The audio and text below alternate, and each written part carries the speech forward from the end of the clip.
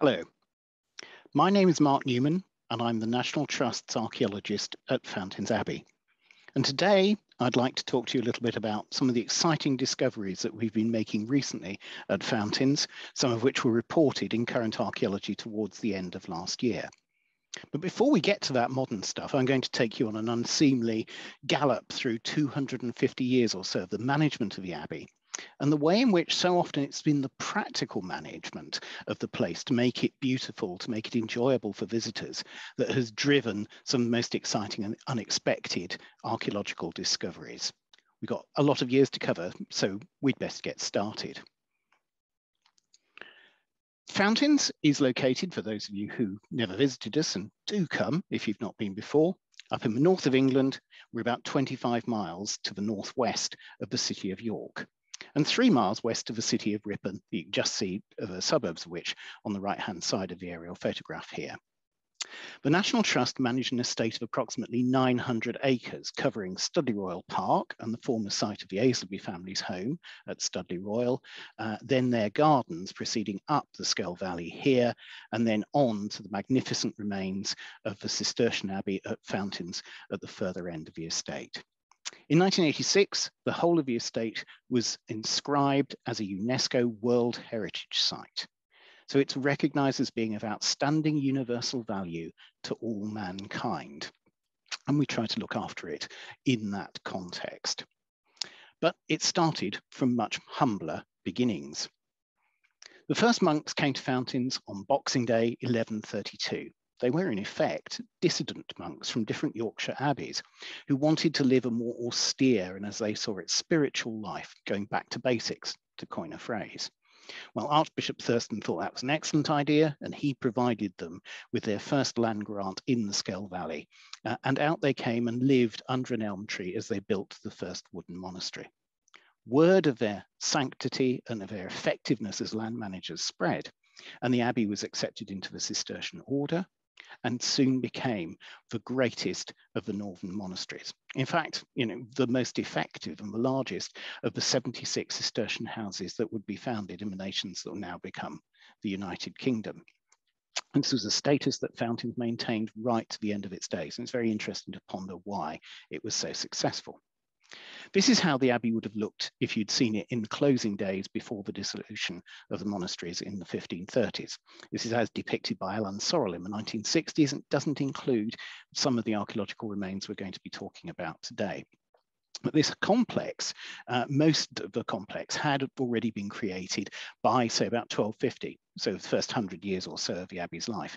The only really significant change being the addition of this bell tower, Hubis Tower, on the north side of the complex in the last few decades of the abbey's life.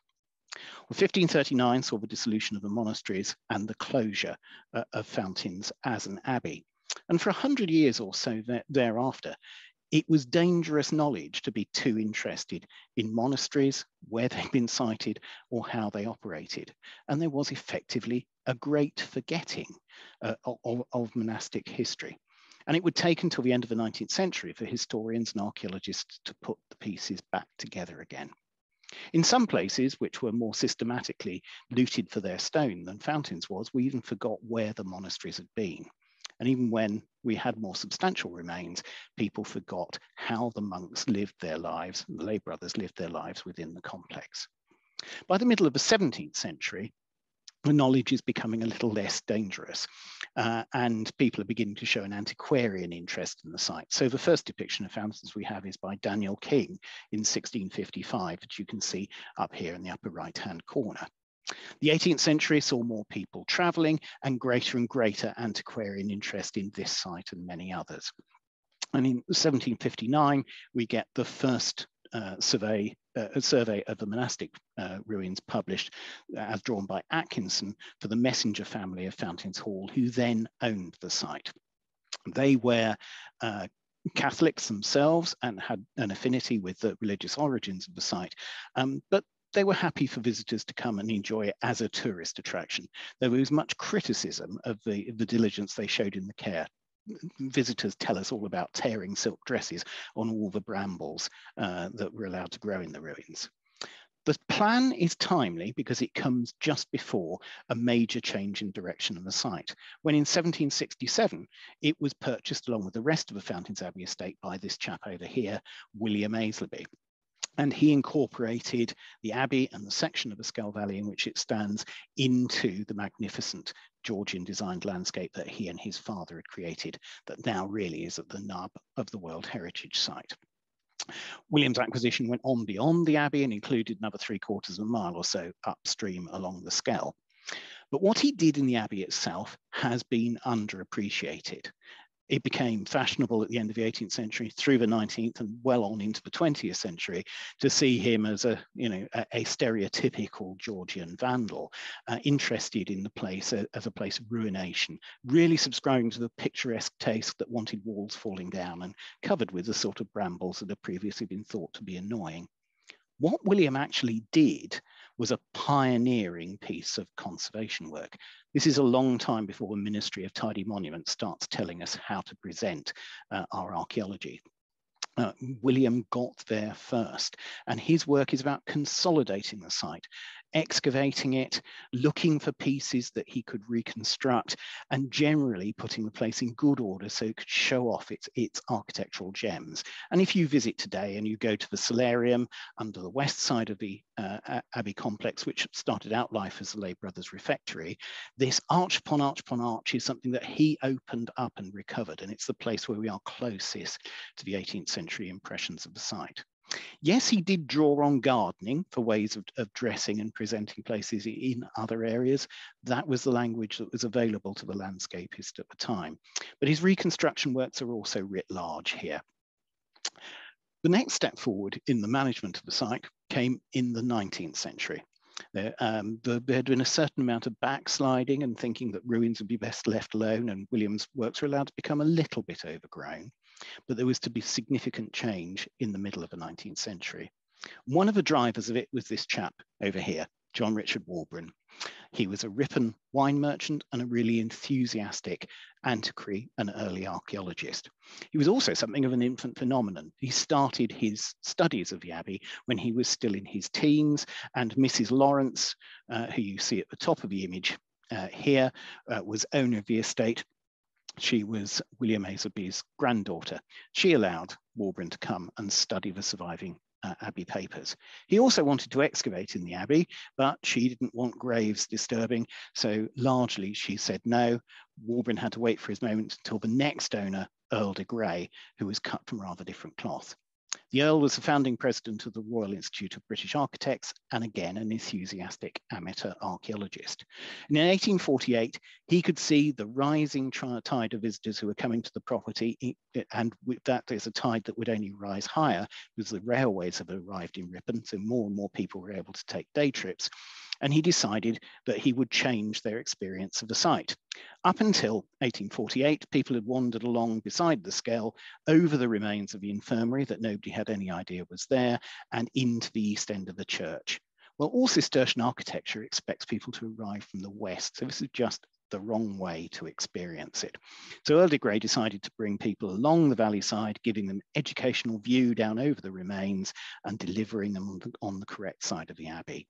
And as they started to engineer the path, they discovered the remains of the infirmary, and thus began Warburton's many years of excavations on the site. And he really did dig the site wholesale.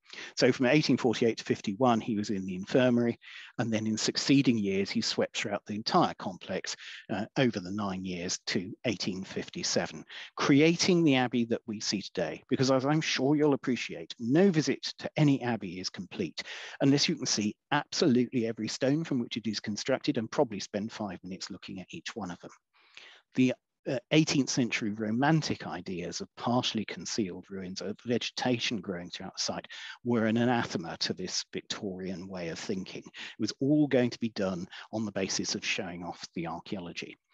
The excavations received the ultimate accolade of Victorian archaeology, and there's an article in the Illustrated London News in 1854, so there it stands with the discovery of Nimrud and all the other excitements of 19th century archaeology. There really was wholesale change throughout the complex.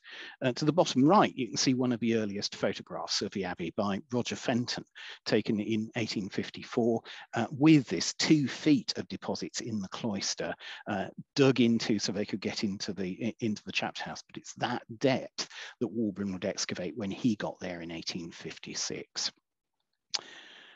The second phase of activity in the 19th century came with this chap, the next owner of the property, the Marquis of Ripon, who in 1874 was inaugurated as president of the Royal Archaeological Institute, who held a field event at Fountains to mark the inauguration and to visit the site.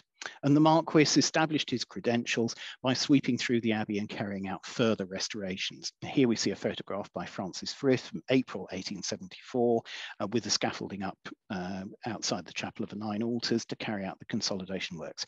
But also involved removing a lot of the ivy that even Warburton had left behind as part of the character of place. The Marquis's works brought on another generation of archaeologists to the site, initially Sharp, who reassessed the work that Warburton had done, and in particular, the remarkable Arthur Reeve, who was the draftsman for the architect William Burgess, who the Marquis employed to build a memorial church in Studley Park. Reeve spent 8 years doing a stone-by-stone survey of everything that had been exposed by the Victorian works, and in 1893 this was published on elephant paper, the most marvellous record of every elevation and every plan of each and every space across the Abbey. And that was the underpinning for William St. John Hope's reassessment of the Abbey, published by the Yorkshire Archaeological Journal in 1900, which was sort of a definitive statement about the whole of the site. As far as the first part of the 20th century was concerned, job done. We understand the archaeology of Fountains. There is no more to say. So there was very much a pause until the Department of the Environment took a stake in the site when it was made a guardianship monument in 1967. And there were some early works associated with the new floodlighting scheme.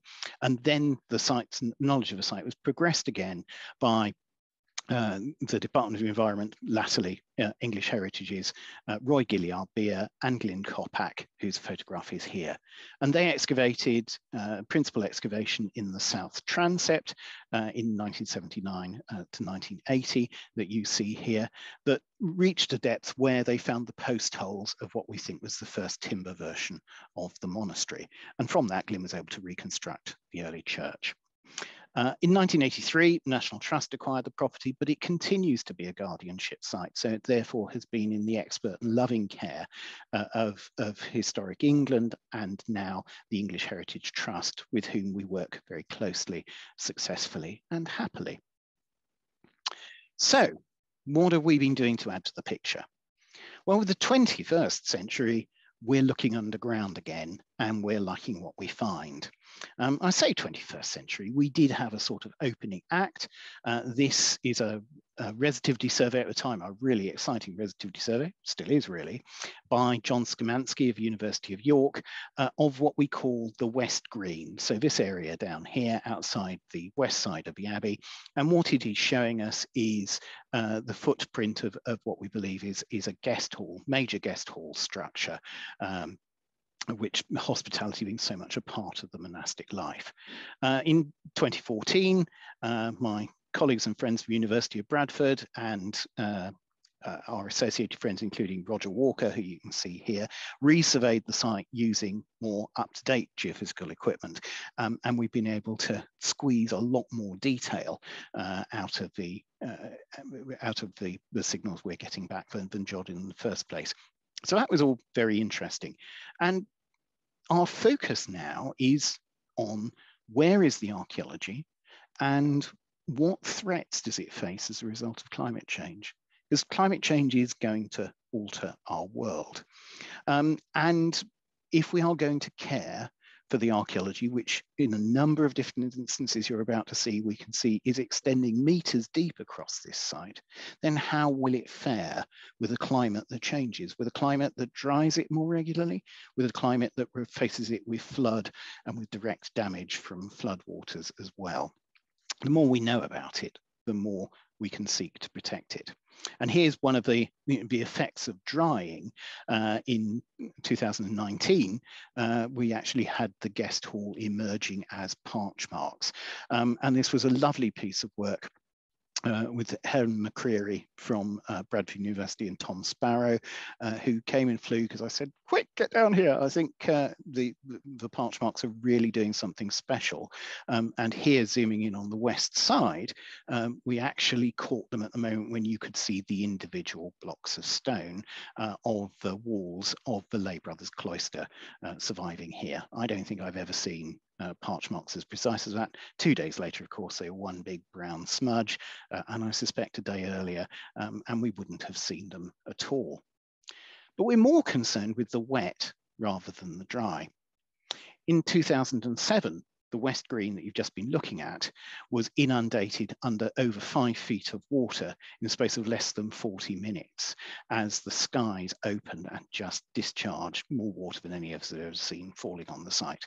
And that water could only get past the abbey by jetting through the doors of the solarium and cutting this gully that you can see here across the south side of the cloister at the deepest point, cutting a gully 1 meter 20 deep down to archaeology of the 1160s. So here is archaeology showing that the climate has never behaved in this way previously in the life of the abbey, and clearly putting an awful lot of it at risk. We've recently gone back to that issue again, because even when we're not 5 foot deep in floodwater, we are getting much more water residing on the site, and we have to resolve issues of the paths remaining usable. So in 2018, 2019, we've installed self-draining paviers along the walks of the cloister, just involving cleaning off the previous path surfaces and taking down a very shallow depth to get the drainage material under the paviers. And this has revealed an extraordinary history of realignments of the south side of the cloister, many of which must go back to before 1160. Just in that very shallow scrape. And it's telling us a different story of the evolution of the cloister, even from these very, very slight interferences with the archaeology. But the problem didn't end there. The head of landscape asked me, is there any way that we can put in drainage here? And my thoughts turned to a Victorian newspaper account that talked about putting a drain across the area to the east of the abbey. And my thought was, well, the Victorian drain cut, which the journalist said was 7 feet deep and ran through here, that gives us some scope for putting in new drainage. I wonder if the wonderful Mike Langton of what was then called Marla, what is now called Guideline Geo, and his ground penetrating radar could find the drain cut for us. So Mike had a look and said, yes, I think we've got something there, and we did a little bit more work with it. And the products came back looking rather like this. So with a bit of luck, no, that didn't work for me. We can now take the radar slices and work our way down through them. And that will fail to work as well. I'm so glad that this has got a live feeling to it. There we go. So we're now going down through the slices and we're looking for a drain through here. Well, there was something to begin with, but it's kind of, oh dear, no, the drain cut's over there, isn't it? You can see that quite clearly. So what a shocker, journalist not entirely accurate. That was a bit of a pity because that's not where we wanted the drain. But I wonder what all this, these strange black lines are. Let's just have a look again. Oh, sort of light coloured things to begin with and then the darker ones. And then we recall the Victorian newspaper account talks about cutting through bunk bed graves. So up to 4 burials on top of each other with stone lining.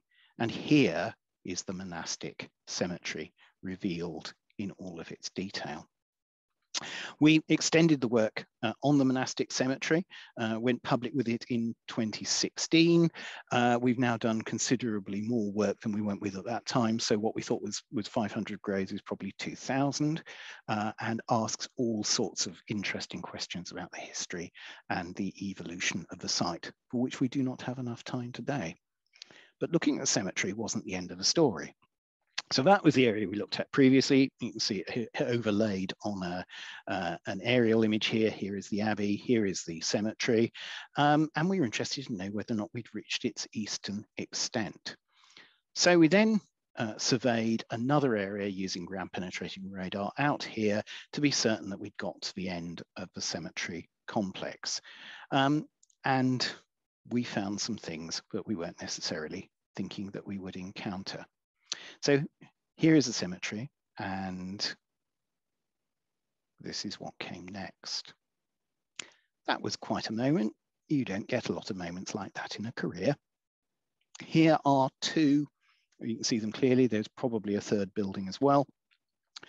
Extremely substantial monastic structures. And for a sense of scale, for those of you who know fountains, compare it with the size of a chapel of the Nine Altars. These buildings are bigger and broader, with column bases, I think with a porch here. Fountains was always one of the definitive type sites for Cistercian archaeology. And here we are discovering buildings which have never been on a plan of the abbey, buildings that have been lost since the 16th century at least, and radically therefore changing our understanding of the site. Now, I'm sorry that what comes in a moment is on the fast side. I cannot slow down the video that's involved, but here again, we're going to look at the ground penetrating radar going down in slices as it reveals the building and its foundations and its neighbor across the way. I will attempt to do that again. So there's the building, and I'm sorry, the technology defeats me. So here's the complex as we see it fully exposed. We've also, part of our work with the ground penetrating radar has been comparing the results with magnetometry and with resistivity survey as well. This is the magnetometry results.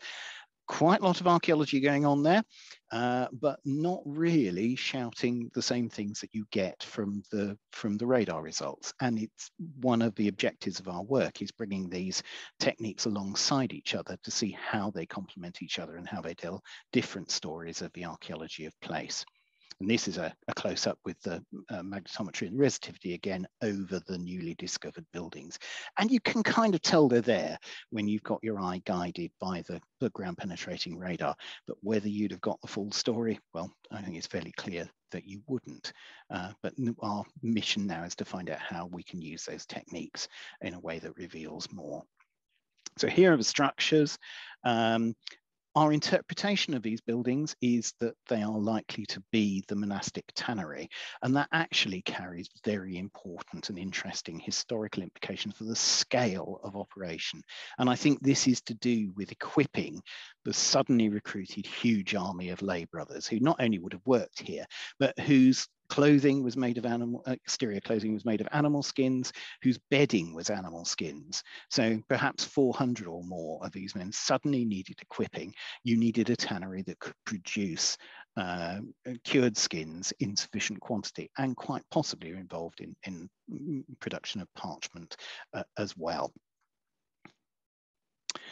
What about comparisons for this building? Well, mind turns to the corpus of the great monastic buildings, kind of Cotswold barns of this world, and Court Barn at West Bradley, for example. The kind of the buildings we're looking at are in this sort of range. They're not these whopping great ties barn operations, which might immediately spring to mind. But these are buildings of the 13th into the 14th century, generally speaking. A very different world from the 12th century, but we think our buildings are of that earlier date. Part of the evidence for this is the excavations which Glyn Kopak and Roy Gilliard Beer carried out to the south of the Skell, south of the Abbey remains. I'm so sorry. On what was known as the brew house, bake house, sometimes the wool house. And the first version of this building here, dated to about 1160. It has a familiar look to it, doesn't it? Kind of 16 meters by 32. That's the scale of the buildings that we've just recently discovered. But the archaeology beneath this phase of the building contained bones that you would associate from waste from a leather tanning process, as if The 1160 version of building on the site was replacing an early tannery here. So we kind of have a successor relationship. So here we are, the various bits of geophysics that I've been telling you about today, fitted together and adding to this monastic plan. As I say, Fountains is the typical Cistercian type site. So to be able to redraw its plan really is an extraordinary set of steps forward. And it's equipping us for looking after this archaeology for centuries to come. The National Trust and English Heritage Trust together completely engaged with preserving this place that is of outstanding universal value to all mankind. And that's the rather lofty mission that we set out with. But we had quite a lot of fun finding the detail of the archaeology along the way. I always take too much of the credit for this because I'm the one who waves my hands about and shouts about it. But actually, all this work has been done by an amazing, generous, wonderful team of people.